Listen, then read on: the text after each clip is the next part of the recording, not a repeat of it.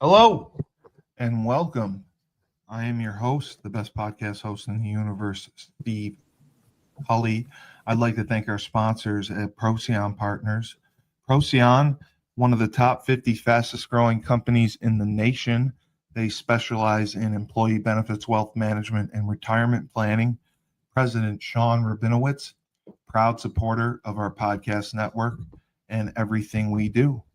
Green Street Trust International, owned and operated by Rennell Jump and UConn legendary men's basketball player Jake Voskuhl. They specialize in tax plans for businesses large or small. They will save you money or get you a big fat return on your taxes. To schedule your free strategic tax planning session today, go to www.greenstreettrust.com. Pete Finch and the Finch Law Firm is located in Bridgeport, Connecticut. If you've suffered any type of personal injury, slip and fall, car accident, your mother-in-law ran you over with her car, your wife got angry one night and decided to stab you, the Finch Firm is for you. Pete has won legal battles all across the state of Connecticut. He will go to war to get every dollar you deserve in compensation. You just have to remember, in a pinch, call Finch or go to his website, thefinchfirm.com. Dynamic Human Performance is owned and operated by UConn legendary running back Andre Dixon. He trains boys and girls of all ages, all sports. He has a boot camp program 7 days a week, 6 a.m. You want to get in shape, you go to Andre. He has an athletic development program where he trains boys and girls in the sport of their choice from the ground up, helps them reach their full potential, be the best they can possibly be. Andre has sent boys and girls to college on scholarship for all different types of sports. To work with the best, he has a 5,000 square foot state-of-the-art facility in Hartford, Connecticut. Go to www.dynamichumanperformance.com. All right, and we are here for Moneyline. I am your host, best podcast host in the universe, Steve Cully, and with me, very special guest who will be attending Union College in the fall to play football, Mr. Owen Higgins. Owen, how are you? I'm doing great. How are you? I am fantastic. It is great to see you. We're going to talk a little sports, and I want to get your thoughts on a few things. First of all, what were your thoughts on the Super Bowl? Horrid. I hated every second of it. As a Patriots fan, it was horrible. Oh, okay. So you're a Patriots fan? Yeah. Yeah. That one stung quite a bit. Well, I mean, you got to give Drake May a break. I mean, he's a rookie. It wasn't all on him. I don't blame it on him. It was majority O-line, and we couldn't get the run game going at all. Yes. Will Campbell definitely struggled. I will give him that. Will Campbell struggled, and I think both guys on the left side were rookies. The left guard and left tackle.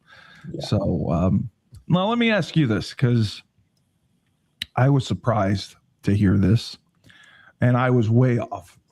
If you had to guess the blitz percentage, how many times the Seahawks blitzed the Patriots, what number do you think that would be?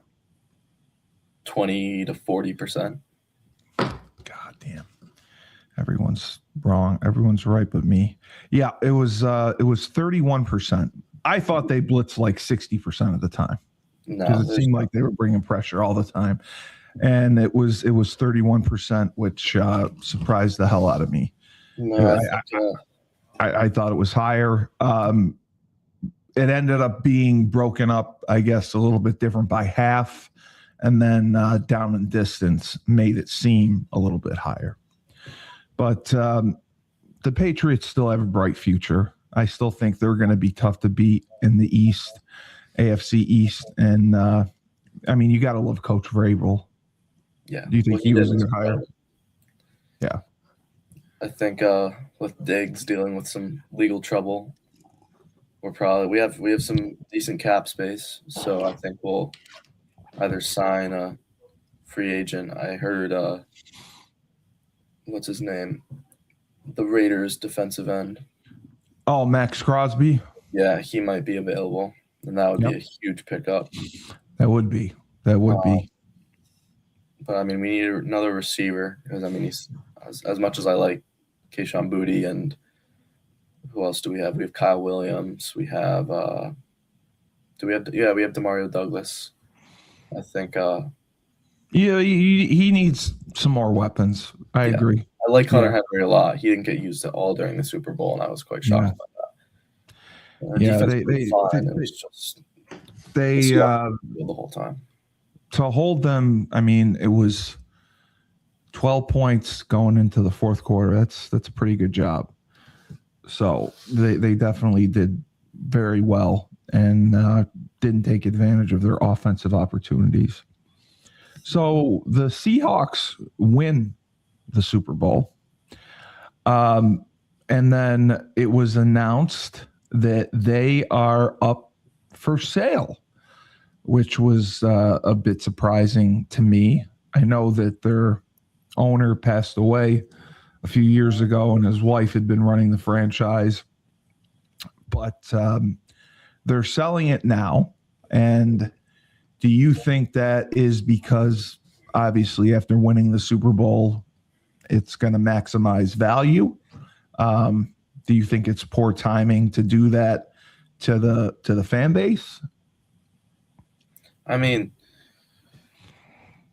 that's a packed question. I don't know the specific I couldn't guess the specific reason and what would come with it, but I would think that if she planned to sell the team, I think she had an idea in mind.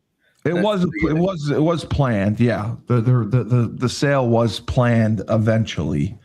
I didn't anticipate it this soon. I think it's been 2 or 3 years. I think he had a trust or estate that said it would, there would be a time frame in between. And I would think after winning the Super Bowl, you'd want to run the team a little bit longer. But she put it up for sale, and the last team that was up for sale was the Redskins / Commanders, and that took about 8 months, and the value is tremendous. I think it went for $6 billion, and the Seahawks are projected to break that. They could potentially go for $8 billion, but I was just surprised at the timing of it. But I think maximizing it because they won the Super Bowl probably is the reason that she's doing it. Free agency is going to be heating up very soon. Yeah. I believe in early March. Now, some of the players, quarterbacks that could possibly be traded to teams that are looking for some veterans. 2 guys that come to mind, Tua Tagliavoa and Geno Smith. They both had big contracts. Geno signed a big contract with the Raiders last year. He did not necessarily produce. Tua had, he'd been up and down with Mike McDaniel in that system. And I believe this is the second or third year of his contract extension. I mean, he would be expensive to move. Do you like either of these guys? And would you trade for them if, you were the Pittsburgh Steelers and Rodgers doesn't come back, or Kyler Murray ends up leaving the Cardinals? What do you think about those guys? I don't think they're anything better than a backup quarterback at this point. I think Tua, with the concussions, I think his days as a starting QB are far gone. And Geno's just old, and he had a good run on the Seahawks. He did. He played really well in the Seahawks. But I just don't think, like, if he doesn't have weapons, I don't think he can produce. I mean, that's very similar for most quarterbacks, but I mean, if you're like Patrick Mahomes had absolutely nobody this year. Drake May really didn't have anybody this year. You have Rodgers. I mean, he did all right, but he didn't have any weapons whatsoever, and they can still produce. So I think that's not much of an excuse. So I think if they do get traded and they start the first few games, it's not going to go well to wherever they go. Yeah. I mean, you're right. I mean, Brock Purdy's success has really been because of the people around him. He's always had a great supporting cast, and that made things easier for him. Tua, I agree with you with the concussions because, I mean, he's really one concussion away from retirement, possibly. And he really dropped off this past year. And then, what did you think about the Tyreek Hill situation? I mean, he obviously blew out his knee, and he was released recently. Do you think that he could have a reunion with the Chiefs? I don't think he's going to be that great if he does. Yeah, a lot of people don't think that either. They think he's going to be completely different. He's, I think, 32 and coming off a major knee reconstruction. But do you think he has the potential to be signed, but you don't see him garnering a lot of money? I mean, I feel like that's like a Julio Jones situation where he had his prime and he'll kind of fly around a few teams and then realize it's the other guys are taking the step up. You're right. Yeah, when he left, he was a disaster. Patrick Mahomes, he's coming off ACL surgery.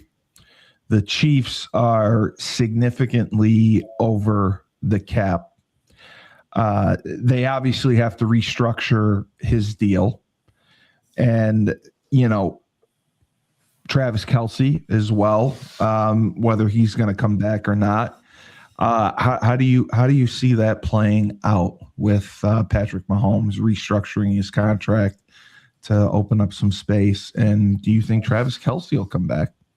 I think if they do the smart thing and do the Tom Brady approach, as in not taking a little contract cut and not taking most of the money in the cap space for the team, I think they could reignite that dynasty, which I don't want to see, but it's very possible because they need weapons. I mean, they're going to be good, but they're not going to be great without it. I don't think they're going to be anything near what they were unless they bring in some really good guys. Exactly. Teams like San Diego, they basically are tied for the highest, earliest win totals at 10 games, while others like the Dolphins are in full rebuild modes for next year, especially after releasing Tyreek Hill. What are some of the biggest offseason needs across the league, which teams could surprise with aggressive moves in free agency and trades? And you mentioned the Patriots being one of them. They have a lot of room, cap space. I think the Bengals, the Bears, and the Packers are the big three teams where if they make a big move, they could be really solid without giving up too much guys. I think free agency would be the best bet and spend some of that cap space because, I mean, they haven't really spent too much. I mean, the Bengals are probably up there just because of Joe Burrow and Jamar Chase getting off the rookie contracts. But I think especially the Bears, I really like how they played this year. They made a big improvement. I think they got snubbed. I think they should have beat the Rams. And I think they matched up very well against the Seahawks. Are you confident now with Caleb Williams as a starter, as a consistent starter? 100%. I mean, he made a top 5 throw of all time in that. He did. No, it was a divisional championship, not the Yeah, it was unbelievable. I remember that throw. It was amazing. The other thing the NFL is doing, they're expanding to 9 overseas games in 2026, and including first time places they're going, first time hosts like Paris and Rio. How might this global push, as they say, affect player performance, scheduling, and like the league growth strategy? Because if you've heard Roger Goodell, I mean, he says he would love to get to the point where every team plays a game overseas. And the travel alone makes it very challenging, because you're leaving early, the time difference, getting back, then having to get ready for another game. It really throws people off. And if you watch the games that are played over there, most of them aren't very good. I think I would love to see like expansion in those areas, but I mean, you would have to create a whole separate league just because. That's what I would think too. I mean, I would love to see it, but it's kind of impossible to have teams come across the ocean and back and doing all that stuff. Scheduling would be insane, but I think Every week. Yeah, it's crazy. I think it definitely affects the players. And if there were to be expansion, I would love to see some Canadian teams, potentially some in good. Central America, depending on where that is. But I think like growing the sport would definitely be huge. I mean, Making it global. Yeah. I mean, I agree. Like, I was up in Canada and Toronto, Montreal. I mean, those would be pretty good homes for NFL franchises. I know Roger Goodell has talked about London, but the schedule would be difficult where I think they would have to obviously have a run where they would come over to the United States and stay for 3 weeks, play like 3 road games in a row, and then go over there. But it's just, I think you have the better idea because I thought the same thing. If you do want to make it global, just start teams over there and have a conference over there. And then, just like we had in NFL Europe, if they're the top tier players, you can have them come over and compete here for the playoffs or the Super Bowl. I agree. But yeah, I just haven't really enjoyed the games. So in college football, spring practices are starting early for certain teams. Like Nebraska is starting February 21st. Clemson is starting the 23rd. And, a lot of the Power Four schools are focused on quarterback situations, quarterback battles. And they're starting early because you're seeing 60 guys sometimes in the transfer portal and turning over 60 guys coming to a new college. So, what programs do you see benefiting most from starting early and, getting guys to gel? Because football is such a different sport. It's not like you can throw a bunch of guys together and have them play and have success. It's not like, baseball where they just have to hit the ball and catch the ball. Football, you really have to communicate, trust one another. So starting early is important. I think it kind of gets downplayed a little bit because of all the NIL money. And I think Indiana was a great example of, I'm sure there was NIL money involved, but I don't think they had a single 5-star on that team. And They did not. They've been playing for quite a bit, and there are a bunch of transfers on that team. But I think that was that was a perfectly bonded team, and they showed what their capabilities were when the team comes together like that. I think if Power Five schools do it, and I think some teams in the ACC, SEC, and Big Ten, if they do that, they could change the outcome, win 2 or 3 more games Yeah. that they might otherwise lose without that extra time. What do you think about the? I mean, it drives me up a wall. The eligibility rulings that have gone down recently with the NCAA. Trinidad Chambliss granted extra year of eligibility. Tennessee quarterback Steve Angeli, he was in court. The judge didn't rule right away. He wanted to take some time. And then you see the guy from Montana who got a 9th year of eligibility. It just blows my mind because the NCAA used to have, they would have an investigation if you use an extra pencil. I mean, they were so strict. And now they seem completely neutered and afraid to do anything because they go to court. They lose every time they get sued. But the biggest issue is now incoming freshmen, high school recruits are becoming less and less and less. And they're having to either go to prep school, junior college. They're reclassing and playing again. So it's having such a tremendous domino effect. And the NCAA is begging Congress to get involved and provide some legislation, and they have not yet. And do you think the NCAA needs to step up and be firmer about the eligibility, or that they really need to go to Congress and say, hey, you guys have to help us. This has to stop. I mean, I think the NCAA should cap the number of years of eligibility to 6, regardless of injury.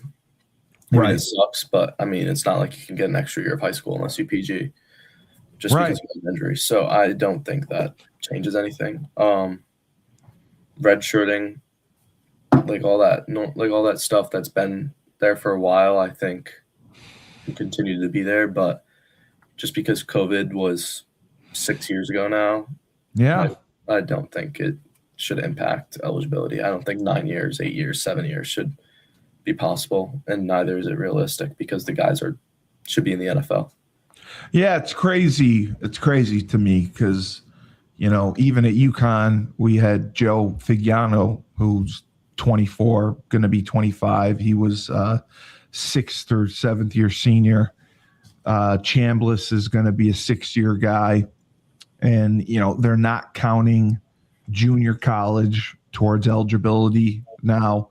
So technically you could go to junior college, go to a Division I school, redshirt, and you're playing for 6 years. I mean, it's crazy to me how it's happening.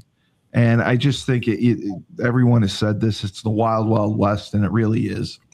But I don't like, the revenue sharing model where right now it's up to $22 million per athletic department they can spend on sports, on athletes. Football typically commands $15 million, $17 million. Texas A&M is spending $18.5 million this past year just to reload their roster.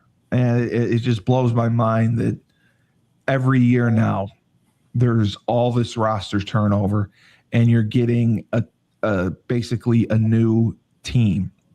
And I mean, the system, in my opinion, is broken because it's basically who can spend the most money. And if you spend the most money and lose, you end up like Brian Kelly and you get fired in the season, or James Franklin and you get fired in the season. How do you think they should reform the system? Or is this just going to be the new reality? I mean, I agree players need to get paid because schools make billions off their backs with television contracts. merchandise and licensing and everything, but does it need to be reformed? Does it need to be regulated as far as limitations on what kids can make? I think no freshman should get any money. I don't think you should be bribed to come to the college. I don't think that should have an impact on your decision. And I think based on your production, I think that's how you should get paid. Right. I think if you're producing and you're entertaining and the team's doing well, you get paid more. And I think there should be a cap. Like, you shouldn't be getting $1 million playing college football. You should be getting good commission, but nothing insane like some of these players are getting. Like right down the road in West Haven, Abdu Torre playing, he's getting probably like $3.5 million and a house going to Arkansas to play basketball. And I really think that impacted his decision because he got an offer from UConn. And UConn does not pay freshmen. No. Wow. I don't think he probably was given a contract telling him he would have made money playing there. Yeah. Yeah. I think the money really impacted him. And granted, it's the right decision getting $3.5 million. But I don't think that should be. No, that's outrageous. Yeah, I don't know if that's the real number. I don't know if I'm throwing fake stuff. I'm just hearing. No, I mean, basketball, you're probably right because they typically, they're paying less guys, so the better players make more. But quarterbacks in Power 4 conferences, their average salary is between $4 and $6 million. So I can easily see a star basketball player making $3 million. We will be right back after a word from our sponsors. Down south, we have Julius Williams and the Trench Mob, located in Decatur, Georgia. They train offensive and defensive linemen. They compete in 5v5 tournaments and college showcase camps across the country. They have sent kids to schools like Florida, Florida State, Miami, Clemson, Tennessee, Georgia, Alabama, just to name a few. If you want to be trained by the best, you work with the Trench Mob. Julius has a virtual program. He can train you anywhere in the country, and they will make sure they have the highest percentage of kids that go Division I. Go to their website, trenchmobfootball.com, and sign up now. Ned Von Young owns Freshfold Laundry Company located in Chapel Hill, North Carolina. High-end laundry service. You book online. You put your laundry out in a clear plastic bag. They pick it up, wash, dry, fold it for you in 48 hours. They have an expedited service that can do it faster. They also offer an online subscription model, weekly or bi-weekly, so you can have your laundry done that way whenever you want. They have deals for college students as well, so make sure to check out their website. It is my-freshfoldlaundry.com.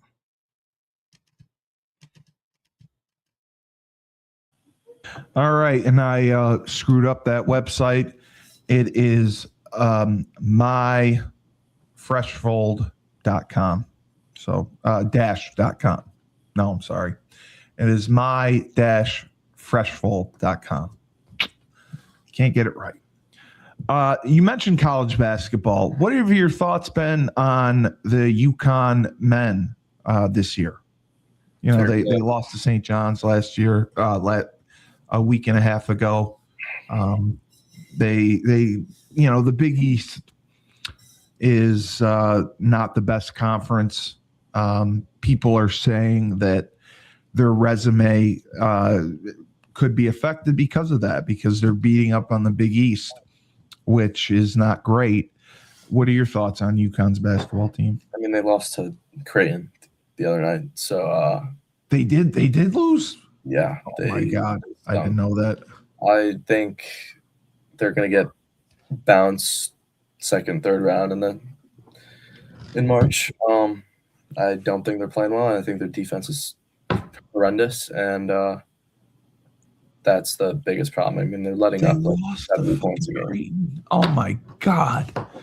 No, I remember we did our Husky Hoop show that day, and they were playing at Creighton, and I can't believe they lost because they have such a tough schedule. You know, St. John's coming up next week. I believe they have Villanova, and then they have Seton Hall. So to lose to Creighton, do you remember what the score was? Was it, you said they let up a lot of points? 91-84, something like that. Jesus, man. We talk about them all the time, and Terrace Reed, he's a tremendous talent. He always gets in foul trouble. He struggles defensively. We love Alex Caravan, but he's another defensive liability. He gets beat off the dribble all the time, even though he now has the most wins in UConn history as a player. What are your thoughts on both of those guys, Reed and Caravan? I don't think Caravan's going to the NBA. Really? You don't think he'll get drafted at all? If he does get drafted, he'll be in the G League by before the season starts. I don't think he's that good. I mean, yeah, sure, the NBA doesn't play defense, but I don't think that'll impact him. He's not good enough to play. He's great college basketball player, but I don't think he's good enough. No, I agree. Reed he's been just solid. I mean, defense is always going to be a struggle, but I mean, he's been solid. Yeah, there's nothing to really complain about there, especially since like defense as a whole has been so bad. Yeah. I mean, it's just that with the way he fouls, he always gets in the foul trouble. That's what killed him. And the Georgetown game, he only played 18 minutes. But when he's on, he's great. It's a struggle. What do you think about like Silas Demery Jr.? Do you think he's doing the job at point guard and Solo Ball? Do you think that's a solid backcourt? I love Solo Ball. I love Solo Ball too. He's been playing great. I mean, both of the guys have been playing great. I think our backcourt has been really solid, actually. I think. I can't remember. No, I think I think backcourt is the guards. Okay. Guards. Maybe I'm wrong. I don't know. No, I think you're right. But yeah, Solo Ball has done well. Demery, I think has been a very good point guard. When we talk with Joe D. Ambrosia about it, his issue has been we're not getting enough or any production off the bench. Do you feel that way, the same way about the bench play? I think we've got like two guys that will help us out coming off the bench, but they'd be starters anywhere else. So Stewart, Ross. Yeah. Ryba, do you like him, the big center? I think he reminds me a lot of Samson. I mean, he's good, but I mean, like you have a lot to complain about, just like Samson. I mean, he was good, but he's not. What about freshman Mullins? I mean, they made the move once he was healthy. I believe it was Stewart that came out of the starting lineup, and Mullins went in, and true freshman. I think he's been productive. I think he's done his job. But again, you mentioned defense. He's another guy that really gets beat off the dribble defensively. And that has hurt UConn. With him and Caravan on the court, the defense is definitely a problem, right? I agree. I really like him offensively. Yes. There's nothing to complain about offensively. I remember I hadn't watched the first 4 games of the season, and I was talking to my dad, and he was like, this Mullins kid is really solid. I was like, all right, I'll have to watch a game. Because I didn't think they were going to be that great this year, especially with Steph Castle leaving and going to the NBA.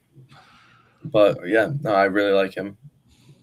I mean, yeah, we could talk about defense all day long. don't think it's going to change by the end of the season. They're good. I don't think. I mean, their seeding is going to get changed because of the loss to Creighton, but I think they're maybe a 4 seed, 5 seed in the. Well, they were projected even after the St. John's loss. We did the show last Wednesday, or no, this Wednesday. It was this Wednesday. I'm sorry. This Wednesday, that is when they lost. They were still projected as a number 1 seed because Houston lost. So they thought they would still be a number 1 seed. But, Joe was saying they would have to win out, win the tournament, and they'd still be a 1 seed.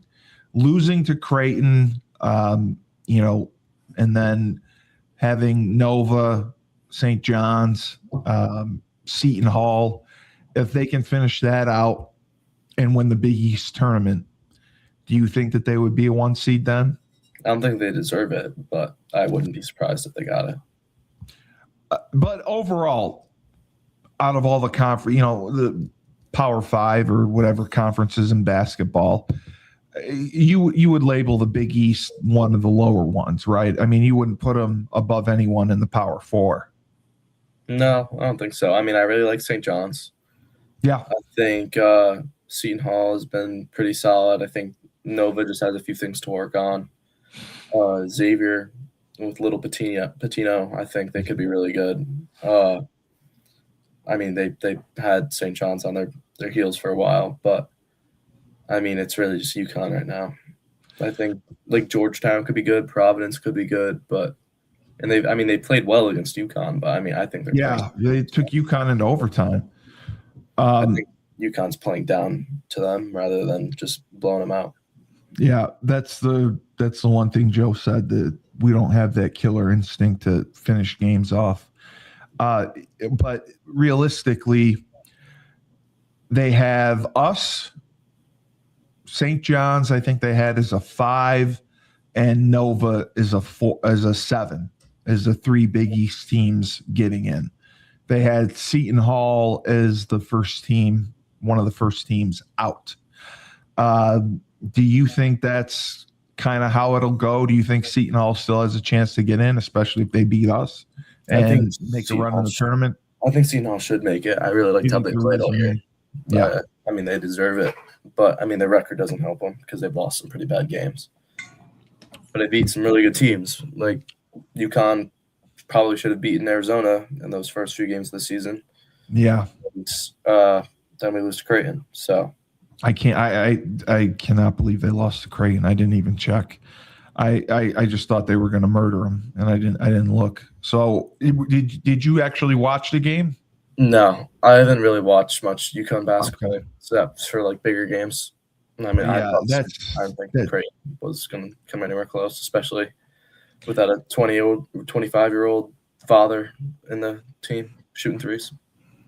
Yeah, I mean, Joe had said we always struggle at Creighton because it's such a long trip, but he did not expect us to lose. So that's really surprising, and that puts the pressure on because Villanova, St. John's, I believe we have back-to-back. That's tough, and then Seton Hall. So those are 3 really difficult conference games. Realistically, I mean, do you think we can win all 3, or do you think we'll end up maybe 2-1? What do you see for that? We should win all 3. We're much better than all the other teams there, but I mean, we are. No, I agree. We are. I think we could definitely lose them. What do you think of the other point guard, Malachi Smith?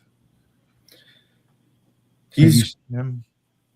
I mean, I haven't seen much of him, but he looks composed. But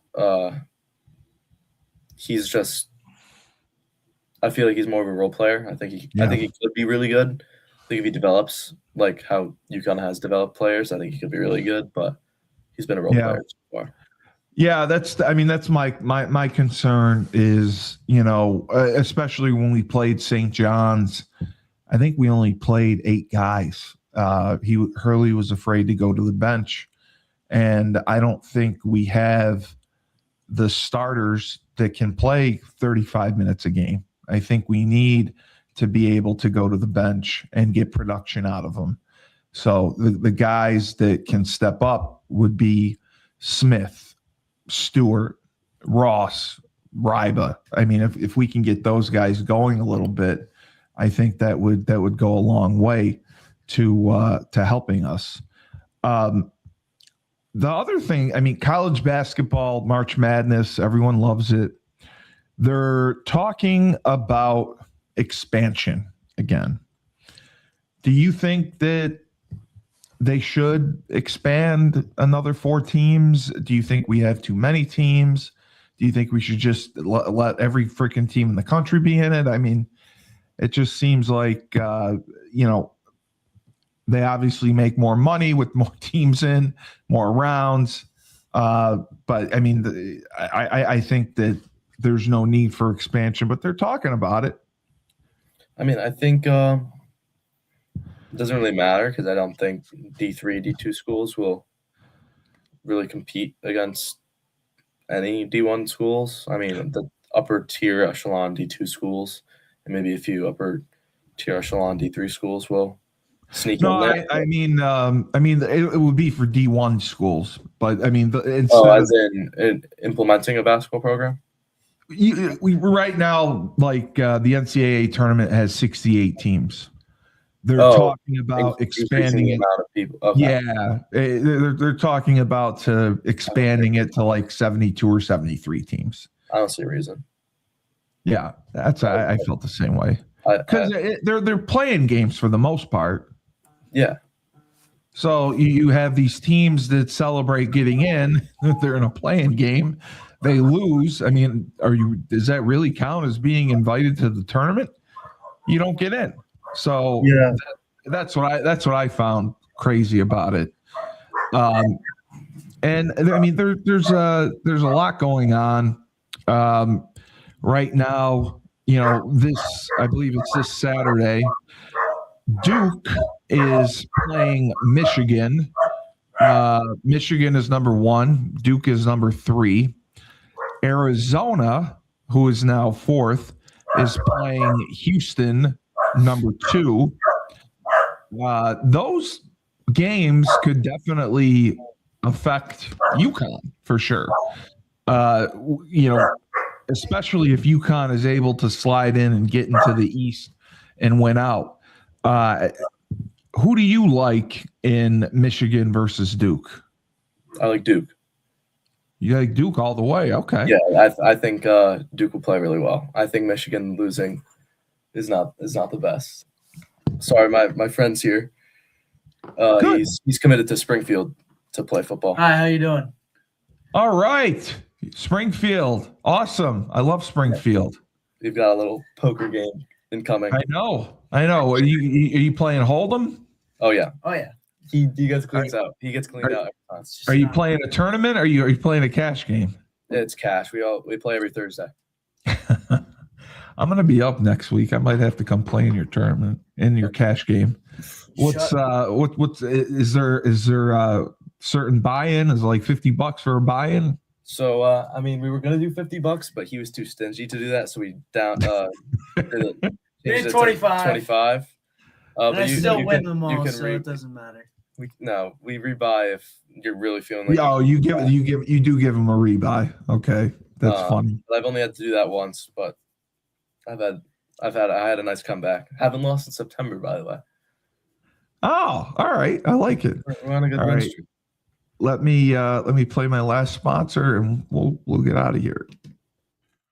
Finally, we have James Whitfield of Luther James Insurance. For the last 3 years, James has dedicated himself to the art of financial services. He specializes in life insurance and insurance policies. He will save you money, make you a boatload of money, and do so tax-free. He also specializes in retirement planning because we know the stress that goes into thinking about retirement. How much am I going to need? For how long? Do we have enough? Because fear of the unknown is real. To contact James, go to www.lutherjamesinsurance.com. So, how long are you post-op right now? It's been since December 22nd, so I believe I'm 8.5 weeks into PT. And you feel you feel 1,000 times better. You're walking, everything. Yeah. I mean, there's still a little bit of pain, but it only comes with doing certain motions that I probably shouldn't be doing. I try to stay away from them. How in the hell did you get through the season with a freaking torn labrum like that and other stuff? That's painful as hell. Well, I did it for 2 seasons. Oh, they said it was that long. That's what I was assuming, because I had the same pain junior year, and I was told it was a pulled groin, but it came back the second I started going back to high intensity and high output. So I think I had it torn junior year. And they had did they do an MRI or CT? Is that what they did? An MRI, and they gave me a cortisol shot at the I want to say week 2, week 3 maybe. Wow. And it didn't kick in for another week, and then I felt great, and then it kind of kicked back in for the last 2 weeks. So you did have the MRI, and it was diagnosed, and they said, you can play through it. It's going to be painful. We'll give you a shot. We'll see how you do. Yeah, that was pretty much the talk. I mean, it was already fully torn, so there wasn't anything else I could do to make it worse. So I was like, I'll play through it. I don't care. I'm just kicking a football. So, and punt didn't really hurt. It was really just field goal and kickoff killed me. But how much do you think it affected you as far as your kickoffs and your field goals? I mean, really over the summer when it wasn't really impacting me, and I don't know, I feel like the pain definitely impacted it, and I felt stronger. I felt good because I thought my injury was healed, and I was consistently getting it within the 5, typically in the end zone. And by the time the season rolled around, it was shortened to right around the 10 to the 15. So it was that made that much of a difference. Yeah. And I mean, my punts over the summer were in the 3.8 to 4.1 range hang time. If I got, I mean, I would say that would like 80% of the time. Sometimes I would catch a bad one, 3.2 to 3.8. And distance was anywhere from 35 minus the 15 to 50. So without that, the 50s were with a little bit of rollout, but nothing crazy. Jeez. And my best punt was a 45-yarder that was caught against Fitch. But yeah, I think my strength was impacted. I think it affected me mentally, but not in like a I'm gonna suck way. But well, you knew you had it. I know it's gonna hurt, so I might take a little bit off of it. So, I mean, by the time you recover and go through all this, I mean, you're gonna see probably a substantial improvement, right? That's with your punts. And is Union, you're going there primarily to punt, right? Yeah, they brought in one other punter. Yeah, they brought in me and him specifically for punt, so we'll have a fun battle for that position. Because they had a wide receiver and a defensive linebacker doing the punts. I heard. And they brought in 2 other guys, both primarily place kickers, along with the junior that's already there. And then, do you want to kick? I mean, if you just did kickoffs, would you do it? Kickoffs would be great. I would love kickoffs. Yeah. You'll do whatever they ask of you, but you're primarily going to punt. Okay. All right. Well, great job on the show. I hope I can come by next Thursday and get in your poker game. Okay. And beware of the money that you have. It might be taken. No, I'm a shark. Just tell your friends it's a $50 buy-in. We're not doing $20 buy-ins. Nobody does Sure. 20. What are the blinds? What do you 1, 2? No, we do 50, 25, 50 cents. 25, 50? Okay. Yeah. All right. Yeah. 25, 50. All right. Just 25 cent chips, 50-cent chips, $1 chips, and $5 chips. Now, I always like tournaments. How come you guys don't like tournaments? Since we do it on Thursdays, we typically play till 9:30. Oh, because it would go too long. If we're having a good round and nobody's getting knocked out. But if we got a weekend day, you play tournaments till everyone's heads up and all the money's out. Right. Okay. I mean, obviously, I'd love to do that, but it would. So you have never done a tournament yet? I've done a few with a separate group of kids before I started hosting, and my other friend started hosting.